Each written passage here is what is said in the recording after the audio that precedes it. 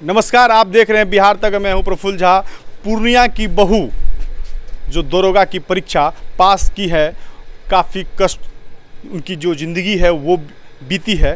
कहा जाता है कि ससुराल से प्रताड़ना मिली तो उन्होंने किताब को अपना हथियार बनाया है और पति ने जब तलाक की जो अर्जी है वो इनको थमाया तो ये स्वावलंबी बनने की ठान ली। और जब पुलिस ने इनको कहीं जो इनकी गुजारिश है वो नहीं सुनी तो ये ठान ली कि मुझे पुलिस बनना है और ऐसे नारी जो ऐसी महिलाएं हैं उनको मदद पहुंचाना है।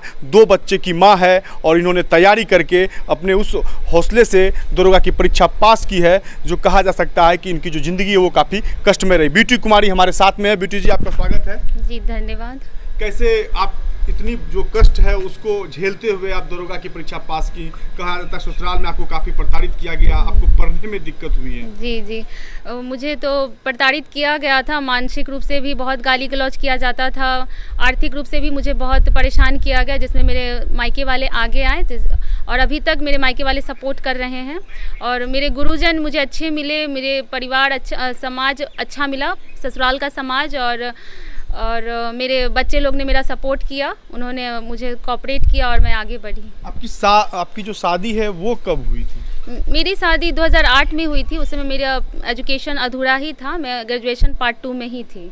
बीपीएससी की भी तैयारी कर रही थी आप? जी, बीपीएससी का एक ड्रीम था, लेकिन जब मेरे हस्बैंड मुझे तलाक का पेपर जब 2013 में दिए थे तो उस समय मुझे बहुत ज़्यादा परेशानी हुई कि अब मेरा लग रहा है ज़िंदगी ख़त्म हो गया, क्योंकि एक औरत का सपना होता है कि पति ही शादी के बाद उसके लिए सब कुछ होता है। लेकिन जब पति ने तलाक दिया तो मुझे लगा कि अब सब कुछ ख़त्म हो गया, मुझे अब अपने बच्चों के लिए अब जीना है, कुछ करना है। तो मैंने बीपीएससी करने का ठाना और अपना, भले मुझे दुख के समय ही, लेकिन मुझे सपना साकार करने का एक मौका ज़रूर मिला और उस समय मैंने बीपीएससी की तैयारी की।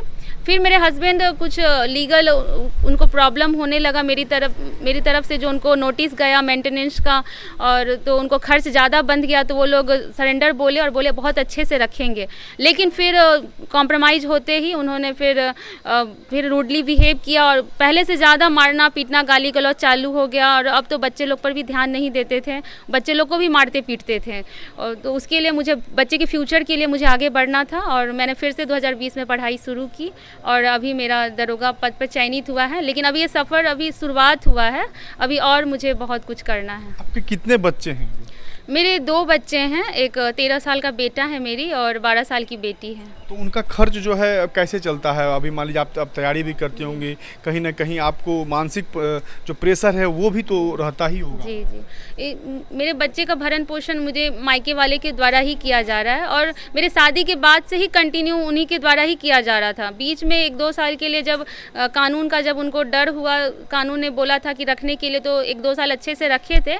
लेकिन जैसे ही केस कॉम्प्रोमाइज़ हो गया तो फिर उन्होंने मतलब छोड़ दिया। फिर मेरे बच्चे का भार मेरे माता पिता पर आया और अभी तक वो भार निभा रहे हैं।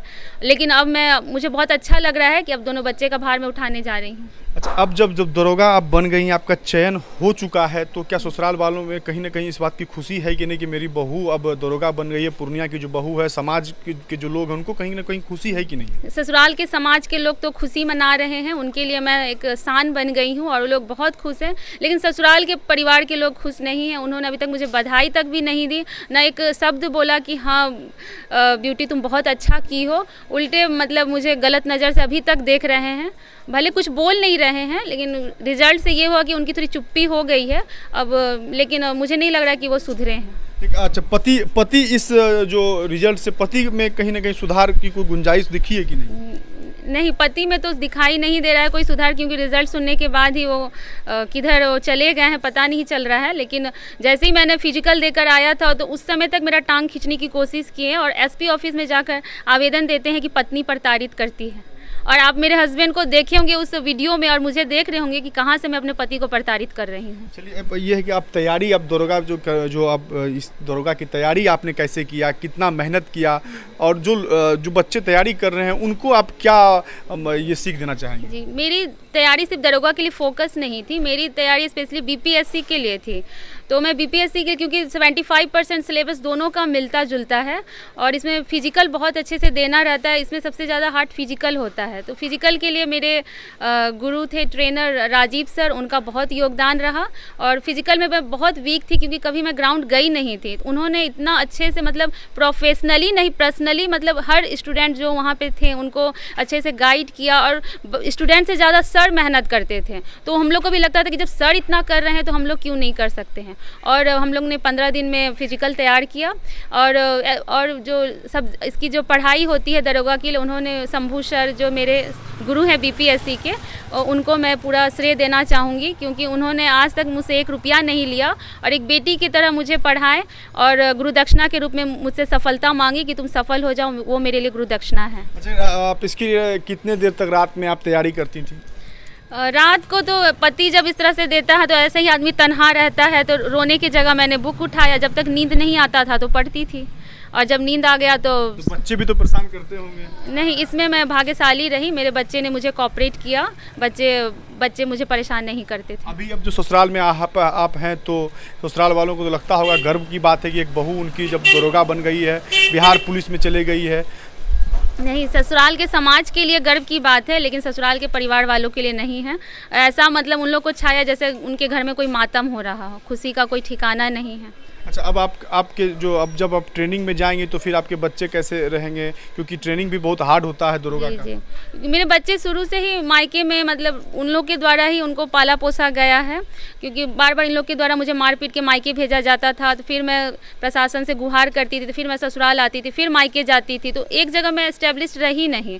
तो बच्चे ज़्यादातर मायके में ही रहे हैं, तो इस बार भी मैं कुछ दिनों के लिए उनको मायके में ही रखूँगी। आज के युवा पीढ़ी के लिए आप क्या सीख देंगी कि जी, सीख तो यही बोलूँगी कि आप मुझे देख रहे हैं कि मेरे पास कोई हथियार नहीं है, लेकिन एजुकेशन के पावर के कारण आज समाज मुझे जान रहा है, आप लोग मुझे जान रहे हैं। तो एजुकेशन बहुत बड़ी हथियार होती है। अभी जो शॉर्ट बनाते हैं और बॉयफ्रेंड गर्लफ्रेंड करते हैं, रेस्टोरेंट जाते हैं, तो ये जो गोल्डन लाइफ मिलता है, अनमैरिड लाइफ, इसको आप लोग बहुत अच्छे से पढ़ाई लिखाई करके आगे बढ़िए, क्योंकि एंजॉय करने का तो पूरा ज़िंदगी पड़ा है, लेकिन पढ़ने लिखने का समय बहुत ज़्यादा मिलता नहीं है, क्योंकि शादी के बाद इतना प्रेशर हो जाता है कि आप पढ़ नहीं पाइएगा। तो अगर कुछ प्रॉब्लम भी है तो उसको आप फेस कीजिए और धैर्य सिर्फ रखिए। ये नहीं कि बहुत ऐसा मौका आएगा कि आप निगेटिव सोचिएगा मुझसे नहीं होगा, उस समय आपकी बहुत बड़ी परीक्षा होती है। तो आपको धैर्य रखना है और आगे बढ़ना है, सफलता ज़रूर मिलेगी। अच्छा, आपको यहाँ पे जो तैयारी करनी थी, इसमें आपको कितना आगे कष्ट झेलना पड़ा है यहाँ पे पहुँचने के लिए? कष्ट तो मैं तो कष्ट झेल ही रही थी, मेरे बच्चे भी प्रताड़ित हो रहे थे, मेरे माता पिता भी जो खर्च दे रहे थे तो कहीं ना कहीं वो भी तो प्रताड़ित हो रहे थे। तो प्रताड़ना सिर्फ मुझे ही नहीं मिला, मेरे मायके वाले को मिला, मेरे बच्चे को मिला, लेकिन भगवान सुने और हर मोड़ पर कहीं ना कहीं फरिश्ता के रूप में, चाहे गुरु के रूप में हो या ससुराल के समाज के रूप में हो, खड़े रहें, मुझे मोटिवेट करते रहें और मैं आगे बढ़ती गई और आज मैं अफसर बिटिया और अफसर बहू बन गई। चलिए, बहुत बहुत धन्यवाद आपको ब्यूटी जी। ये थी पूर्णिया की बहू ब्यूटी कुमारी, जिन्होंने दरोगा की जो परीक्षा है वो पास की है। इन्होंने बताया कि किस तरह इनको प्रताड़ित किया जाता था, लेकिन अपने हौसले के बल पर ये इस मुकाम को हासिल की है और आने वाले जो इनके जो पीढ़ी हैं, जो इनका जो समय है वो अच्छे से बीते, लेकिन आज भी वो उसी तरह कष्ट में जी रही है। लेकिन पूर्णिया के जो ये बहू है, इनको समाज के लोगों ने काफ़ी सराहा है, काफ़ी इन पर भरोसा जताया है और आज वो इस मुकाम पर पहुंची हैं। पूर्णिया से प्रफुल्ल झा।